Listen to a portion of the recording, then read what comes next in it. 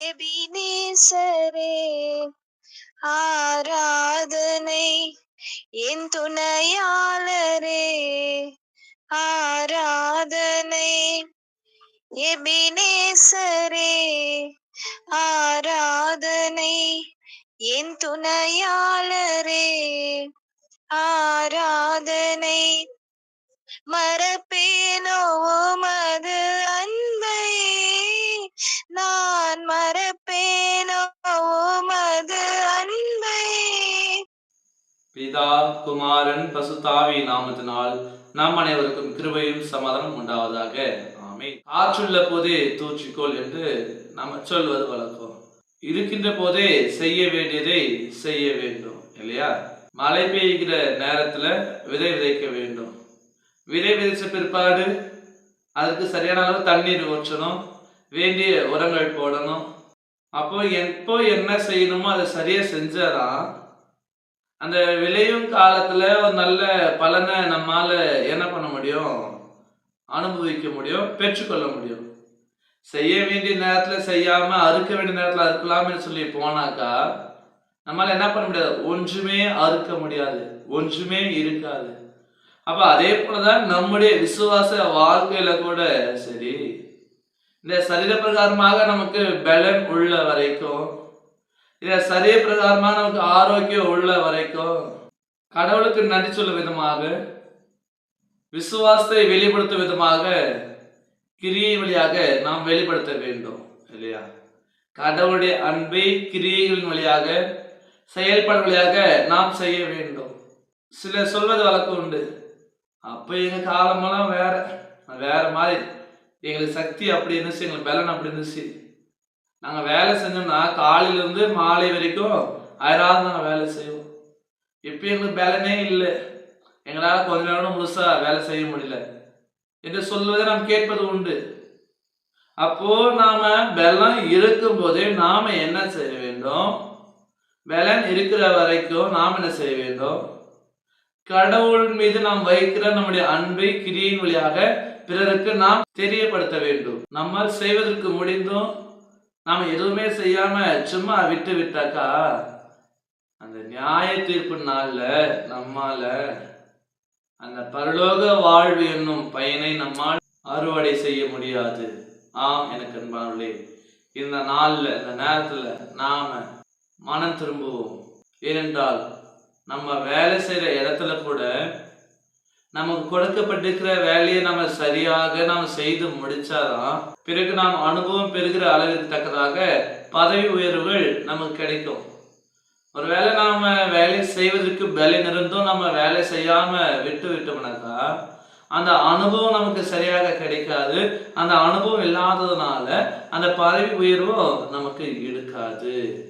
எனவே இனி வரக்கூடிய காலத்துல நம்முடைய விசுவாச வாழ்க்கையில கூட சரி, இந்த உலக பிரகாரமாக கூட சரி, பலன் உள்ள போதே, காற்றுள்ள போதே நாம் தூற்றிக்கொள்வோம்.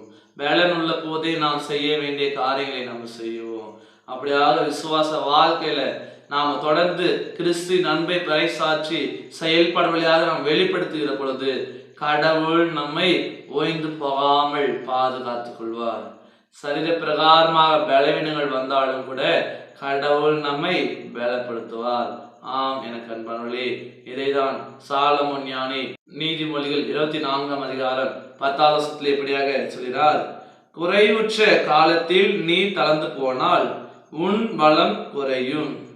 ஆம் எனக்கு அன்பானவர்களே, குறைவுற்ற காலத்தில், வயதான காலத்தில், பலனற்ற காலத்தில் தளர்ந்து போகிற பொழுது நம்முடைய பலன் குறைந்து போகும்.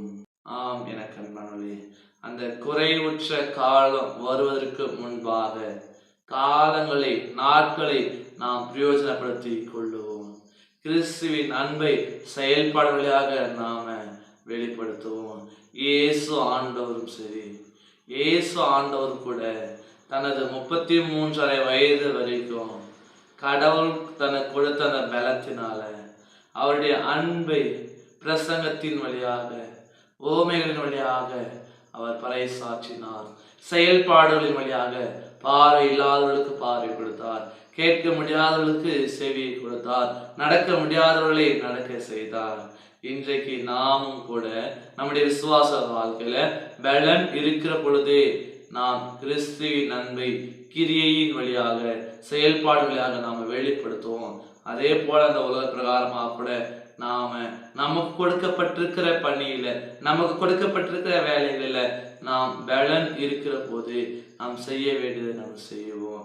அப்படியாக எல்லாவற்றையும் நாம் சரியாக செய்கிற பொழுது கடவுள் அதின் காலத்தில் எல்லாவற்றையும் நேர்த்தியாக செய்ய வல்லவராக இருக்கிறார்.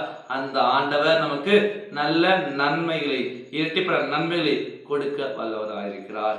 அந்த ஆண்டவரை நம்பி, அந்த ஆண்டவரை விசுவாசித்து இனி நாட்களை வீணாக கழிக்காதவாறு பிரயோஜனமுள்ள நாட்களாக பயன்படுத்திக் கொள்ள தூய ஆவியானவர் தாமே நம் அனைவரையும் பலப்படுத்தி விரணத்தை காப்பாராக. ஆமீன். எல்லா ஆபத்துக்கும் மேலான தெய்வீக சமாதானம் உங்கள் இருதயங்களையும் சிந்தனைகளையும் கிறிஸ்து இயேசுவுக்குள் காத்துக் கொள்வாராக. ஆமீன். யாவரும் பெண்களை மூடி நாம் ஜெபிப்போம். துதிகளின் மத்தியில் வாசல் செய்கிற அன்பின் நல்ல பிதாவே, இந்த ஆசீர்வாதமான சந்தோஷமான அந்த நாளுக்காக, நேரத்துக்காக நாங்கள் நன்றி படைக்கிறோம். ஆம், நீர் கொடுத்த இந்த வாழ்க்கையில, இந்த விசுவாச வாழ்க்கையில நீர் எங்களுக்கு கொடுத்திருக்கிற இந்த பலத்தோடு கூட பலன் இருக்கிற வரைக்கும் நாங்கள் உம்முடைய அன்பை பிறருக்கு செயல்பாடின் வழியாக, கிரியைகளின் வழியாக வெளிப்படுத்துவதற்கு கர்த்தர் எங்களை நடத்திட வேண்டும் கூட நாங்கள் ஜெபிக்கிறோம். நாட்களை வீணாக விருதாக நாங்கள் கழிக்காதபடிக்கு ஒரு பிரயோஜனம் உள்ள, ஒரு பயனுள்ள நாட்களாக பயன்படுத்தி நாங்கள் செயல்பாடு வழியாக உம்முடைய அன்பை பிறருக்கு பறைசாற்றி நாங்கள் செய்ய வேண்டியது எல்லா காரியங்களையும் விசுவாச வாழ்க்கையில் நாங்கள் செய்வதற்கு கர்த்தர் எங்களுக்கு உதவி செய்ய வேண்டும் கூட நாங்கள் செய்கிறோம். குமாரனாகி கிறிஸ்துவின் வரைக்கும் நீர் எங்களை பாதுகாத்துக் கொள்வீராக, நீர் எங்களை பலப்படுத்துவீராக. எங்களுக்கு பலங்கள் குறைந்து போனாலும், என்னுடைய சக்திகள் குறைந்து போனாலும் கூட நீர் தான் தூய ஆவினுடையாக எங்களுக்கு சக்தியை பலத்தை கொடுத்துள்ள வேண்டும் கூட நாங்கள் ஜெபிக்கிறோம். நீரே எங்களை பாதுகாத்துக் கொள்ளும். நீரே எங்கள் எல்லாருடைய பலவீனங்களை மாற்றி போட்டு எல்லாருக்கும் நல்ல பலத்தை கொடுத்து தொடர்ந்து உம்முடைய அன்பை பறைசாற்றுகிற செயல்பாடுகள் வழியாக வெளிப்படுத்துகிற பிள்ளைகளாக எங்களை வாழ வைக்க வேண்டுமாய் அருள்நாதர் இயேசு ஜெபிக்கிறோம். அன்பின் பிதாவே, ஆமேன். அனைவருக்கும் சோஸ்திரம். கடவுள் உங்களை ஆசீர்வதிப்பாராக. ஆமேன்.